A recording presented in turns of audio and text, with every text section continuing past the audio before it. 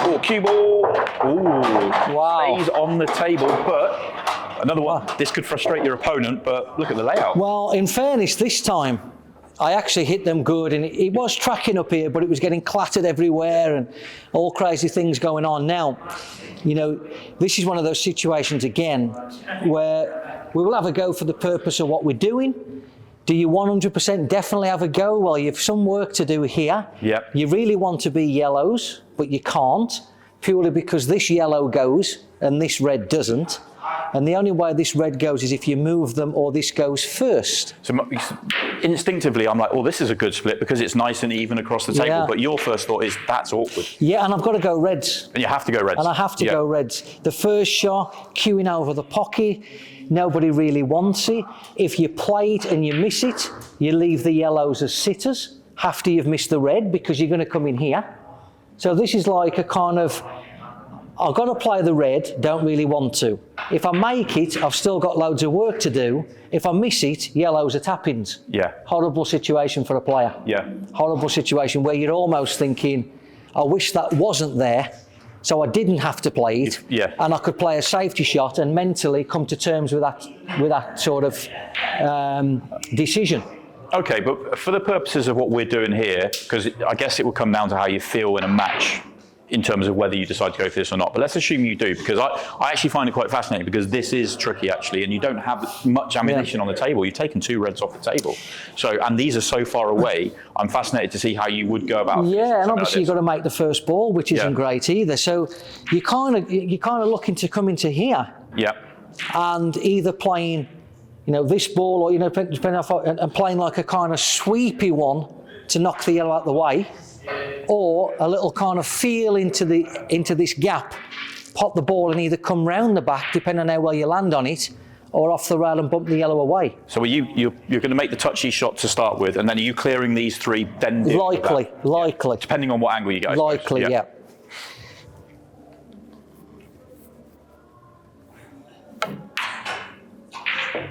Well, you got going. Sneaked in the side door. Wasn't easy, but because I've potted it a little bit thick, I'm a little bit on a different angle to what I wanted, because I wanted to play this into here, and then play that as a sweepy one to either hit this ball or land into here. Because it's very important, the transition from this end to that end is the frame. I've got to get that gap. Yeah. If I get on it good, I can come around the back of it. If I get on it a little bit thin, I can come off the rail and move the yellow. But I'm not guaranteed to get there now, because I'm not guaranteed to play this well enough to kind of, do you know what I mean? So now I'm looking and thinking, will I come all the way over and spin it round 3 cushions, 2 cushions, 3 cushions? No, don't like it because this yellow's in the way. If that yellow wasn't in the way, I could actually play that to here and play that like that. Yeah, but that, guaranteeing you want. Yeah, but the yellow could come into play. So are you now back to having to play that really touchy shot? Yeah, and you know what? It's horrible. Yeah. It's really, really horrible. I don't like it. I've got to come 2 cushions. This is a nightmare. I've actually got to come back across twice and land good. Because we're going to see you try and make this shot. But before I ask you that, if you were playing a live frame here against somebody, would you be looking for a safety option? No, I'd have to go now. You'd feel like you're now forced. If I was going to play the safety, I'd have played it before I potted that ball. But now you've gone. You're going. No, I've got to go now. Okay, well, let's see. I've nothing to defend. Yeah, let's see. Let's see it then. So I'd like to have been here to drop there. No, I haven't actually got too much angle. That could be okay. I'm delighted with that. Yeah, beautiful shot. Absolutely delighted. I literally couldn't have picked that any better with my hand. Yeah. That's the truth. This is exactly what you're talking about. That's exactly what I want to be. So now, is it decision time? Are you playing to cannon this, or are you playing the gap? It's decision time, isn't it? Because I could play, well again, if this yellow wasn't here, you've got so much room to play the sweep with right-hand side into these balls. Yeah, any contact on either of them. 4 o'clock on the cue ball, into here. Any contact here, I'm out. Yeah. But I could get into it too much and catch this ball by trying to hit this one. Yeah. So this is a really awkward decision to make. Now, me being me with my OCD, I'm probably going to play the gap. Yeah. But I think there'd be a lot of players that would play the cannon onto the yellow here. Yeah. What would you play? I think I'd play the cannon because I feel like I feel like I can get lucky. If you play the cannon, you get it perfect, you're good. If you don't quite get the contact you want, you still probably get that shot. Whereas I guess the gap is more guaranteed, but I don't disagree with you. Yeah. I really don't disagree. I think you could play the gap here, not get the gap and kick yourself and wonder, should I have played the cannon?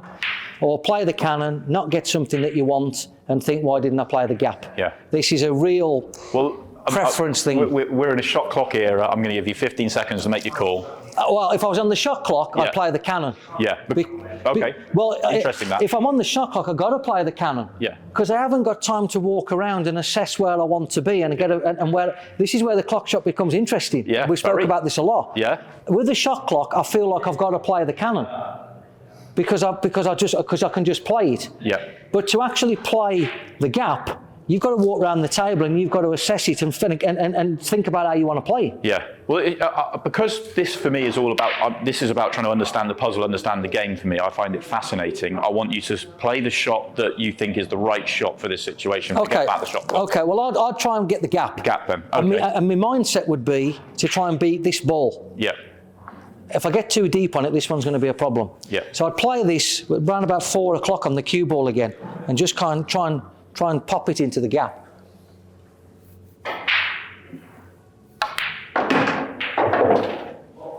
I'd say that's very good. That is absolutely ball in hand perfect. Yeah, that's To be honest, when it hit the cushion, I thought, we could be behind the yellow here, but that is nice. Yeah, so me as a player, I'd feel it I'd find it hard not to play that. Yeah. Me as a player. So now... Well, I'm on it so good. Are you playing the cannon on the yellow? No, I mean, to be fair, I couldn't have picked that better with my... Yeah. You know, in all truth, now I can actually play with a little bit of 8 o'clock side spin. Yeah. And I can actually get around the back of this. Yeah. Which is beautiful. If I would have been here, that would have changed the shot and I would have had to have come into the ball. Yeah. But now I believe I can actually get around the back of this ball with a bit of spin. Play the safer shot so now. it's nice loose hands. Yeah. Nice floppy grip. 8 o'clock on your white. And just beat the ball. And that's beautiful. And that is the difference between being able to play with 8 o'clock and having to stun the ball or play a cannon. Yeah. That is what I call a knowledge cue ball. The understanding of 8 o'clock gets you there without having to do anything. Yeah. So, if anything, it's a little bit the other way, meaning I'm slightly high over the red.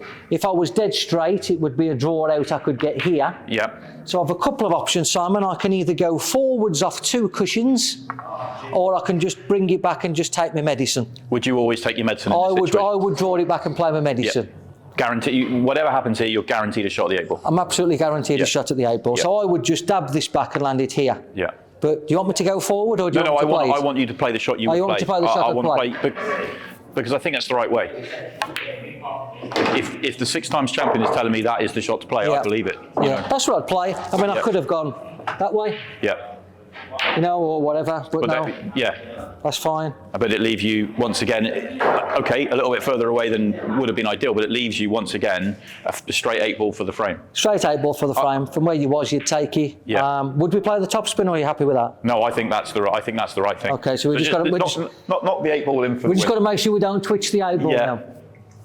Hammer it in. Mick, thank you for your time. Honestly, to me, this is the game. This is the puzzle. I find it fascinating. I hope other people at home find it fascinating. I really do. It's amazing to hear you talk about some of this sort of stuff. And it's trying to simplify the game. It's taking it into just making simple shots, finding your lines, all that sort of stuff. I find it absolutely fascinating. Cheers, Simon. Thank you very much, Mick. Cheers.